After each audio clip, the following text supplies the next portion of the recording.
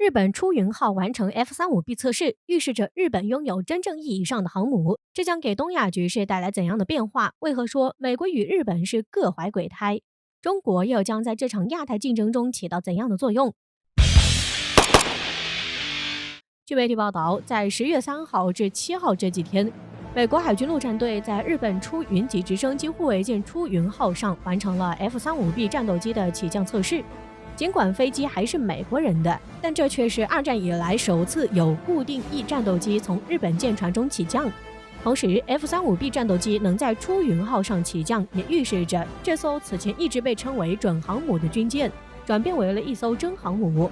在美国的帮助下，日本实际上拥有了航空母舰，这也将给东亚局势带来一些改变。当然，对于美国与日本来说，在改造出云号这件事上，看似两国同心同德，实际却是各怀鬼胎。美国与日本都打着精明的小算盘，为啥要这样说呢？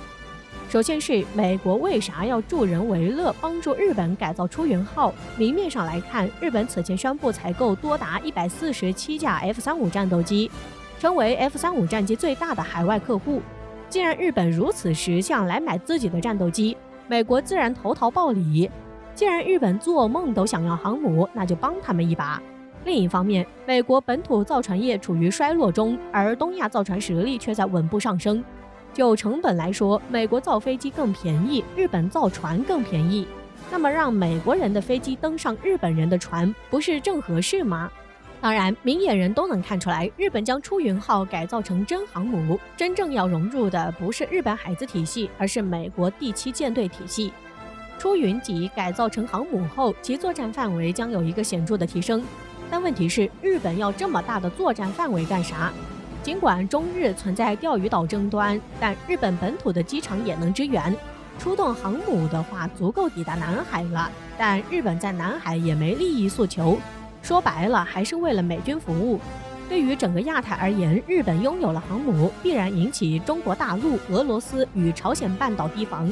而日本能吸引这些地区的注意力，甚至导致地域矛盾，都是美国人乐于见到的。日本人花大价钱从美国买战斗机，装备在航母上，用来对付美国的敌人，有比这更实在的买卖吗？当然，出云号成为航母，对于日本军事实力也不会有本质上的提升。尽管出云号可以起飞固定翼战斗机了，但2万吨的限制使其只能搭载12架飞机。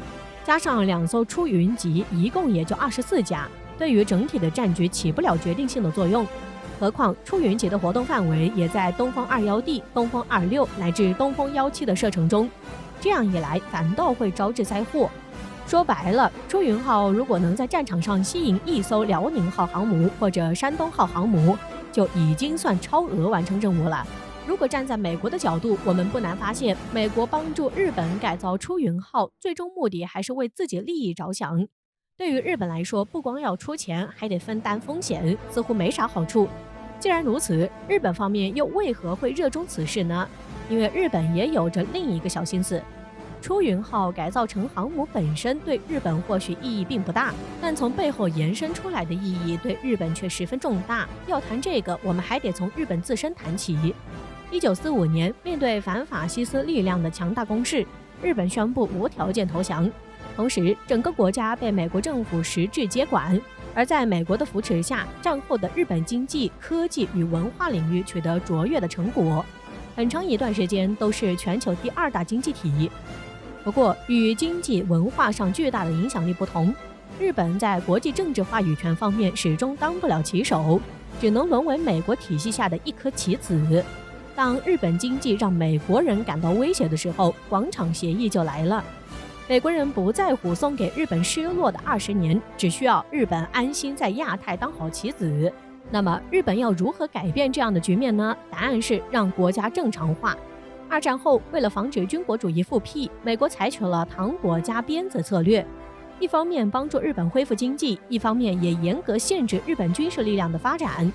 战后的日本不允许拥有军队，只能组建自卫队满足基本国防需求，并且不允许拥有航空母舰这样的进攻性武器。至于核武器就更别想了。没有军事力量的支撑，日本在国际政治上始终只能当个矮子。然而，现在千载难逢的机会来了。随着近年来中国的综合国力迅速提升，美国意识到自己越来越难在亚太遏制中国，尤其是在中国第一岛链建立的反介入区域拒止能力，已经让美国倍感自己在亚太军事力量正在式微。中国也有隐身战斗机与航母战斗群，并且还有火箭军，这一切都让美国人感到棘手。当年美国试图主导亚太的真正目的是什么？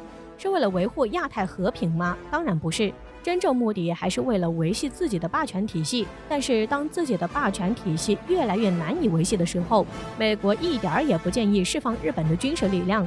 对于日本来说，美国逐步放松对自己的军事管制，甚至主动帮助自己加强军事，这样的机会怎能错过？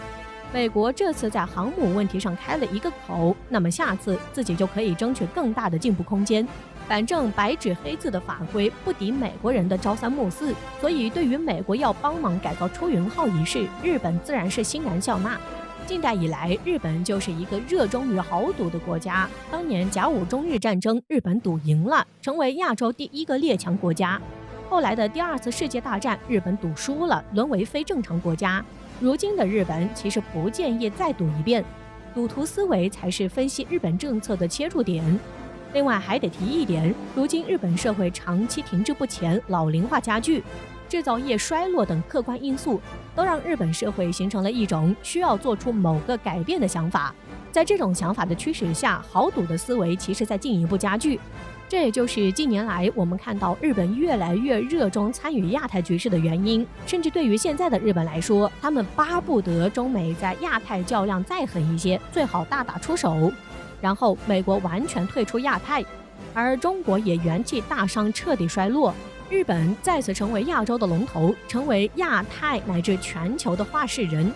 这样的想法看起来十分幻想，不过接触过日本文化作品的话，其实不难发现，这样的幻想在日本人的思维中十分普遍。且不论日本人的幻想能否实现，单从改造出云号这件事儿背后所折射的，就能发现矛盾所在了。美国之所以帮忙，是为了让日本好好充当自己在亚太的棋子，而日本之所以积极迎合，却是为摆脱棋子身份努力，二者的目的是互相冲突的。甚至说，两国最大的敌人其实是对方。当然，这里面始终有一个自变量，那就是中国。美国希望日本助自己压倒中国，而日本希望中美斗得两败俱伤。无论哪一种，都不是中国完成崛起。这也就是美日还能安心站在一起的原因。但是中国这个自变量又不是美日能够控制的，可以说美日都在豪赌，只是说美国尚有退路可言，但对于日本就不一定了。